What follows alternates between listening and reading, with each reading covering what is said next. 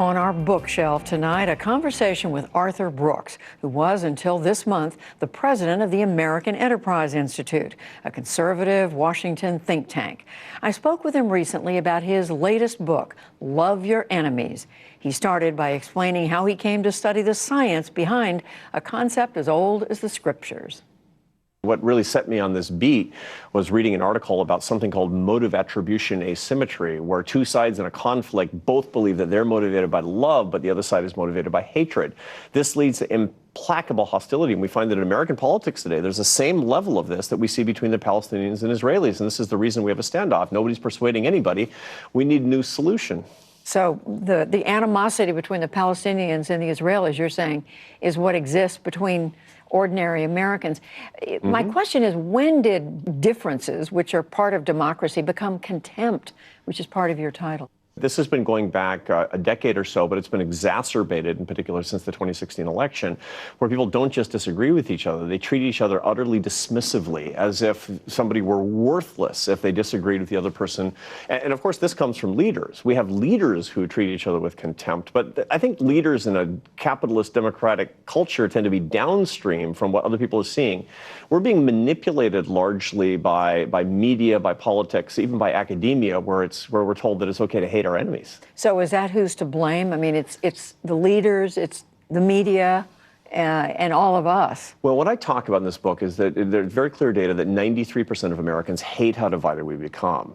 That doesn't mean that we agree with each other. On the contrary, we shouldn't agree with each other because we have a competition of ideas. That's a good thing. But the other 7%, they're getting rich and powerful and famous, or just getting satisfaction and followers on social media by saying it's okay to hate each other. Now, this is insane, of course. Nobody in history has ever been persuaded by insults, and it's immoral to hate each other as well simply because of political disagreements.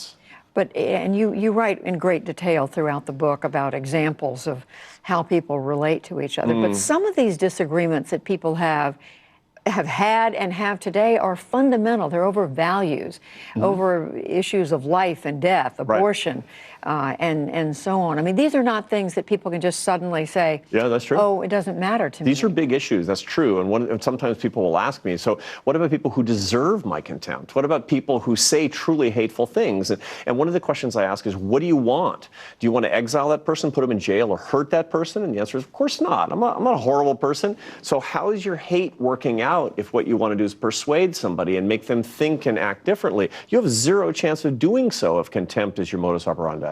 But you also hear people say today, I don't want to have anything to do with someone who I think is a racist or someone who I think believes in communism. I mean, there are, again, fundamental value differences between people. And I guess the question is, don't people have a right to say, I don't want to have anything to do with that? We can absolutely do that. We form communities where we don't associate with other people. But in point of fact, the greatness of the United States is persuading each other and making progress in terms of our values. And the only way that I can do that, if I'm firmly convinced that my ideas are right, are by showing love to other people, and especially love when I'm treated with hatred. Now, I understand that's hard.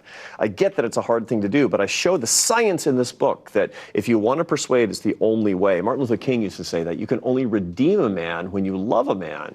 If you want to be happier, I have the science that shows that you will be happier if you answer contempt with warm-heartedness. And you have a shot at bringing more unity to the country, which 93% of us say that we want. It's a win-win-win. What are practical steps that you believe we can take to have less contempt? One of the first things that I suggested, people stop being used by the outrage industrial complex and politics and media, even on college campuses where we're being taught by leaders that it's okay to hate. When you hate, somebody else is profiting. And so it's important for us to look at the people on our own side who are telling us it's okay to hate and cross them off the list. Stop reading the columnist who always scratches that itch. Stop watching the show. People should be watching the news hour, not the shows that are actually firing up their hostility. It's not helping us at all. Well, the second is to look for contempt, because that's an opportunity to persuade and be happier, to go out looking for the hatred so that we can answer it with love. And I give examples on how to do it. It's a very practical book. It's a solutions-based book. It shows the how-to on how to do it. So you started out talking about the responsibility of our leaders who are setting an example. President Trump is clearly part of this. For sure. How can change happen while our leaders are setting an example themselves of contempt? in a democratic society, in a capitalist culture, our leaders actually are followers. They tend to be a consequence, not a cause of our actions. They do affect us, and they do affect our culture, to be sure, but what's happening in democratic societies and with democratic elections is that leaders see a parade going down the street and they jump out in front of it to be the leader. If we want something better, each one of us needs to take a different path. You know, that's the reason I started off writing this book as an institutional book, how to make better politics and better culture. I wound up writing a book about how each one of us can individually be a better person, and that's how we get it. It's true that Democratic and Republican leaders today have a big problem of treating other people with contempt because that's, they believe, their secret to success. Let's make it not the secret to their success, and you will quickly see a difference in behavior among journalists, among other members of the media, certainly among politicians, academics, leaders, people who actually get followers on social media. They'll fall in line. You make it sound easy. It's hard. And the hardest thing, of course, is to conquer one's own self. You know, I've talked about this a great deal with His Holiness the Dalai Lama, who was somebody who's had a huge influence on me, that I've worked with and written with, who's a teacher to me. And the Dalai Lama says, conquer yourself. Are you the master or the slave of your own feelings? And that's the real challenge, is not changing all of society. The real challenge is saying, am I strong enough to conquer my own heart?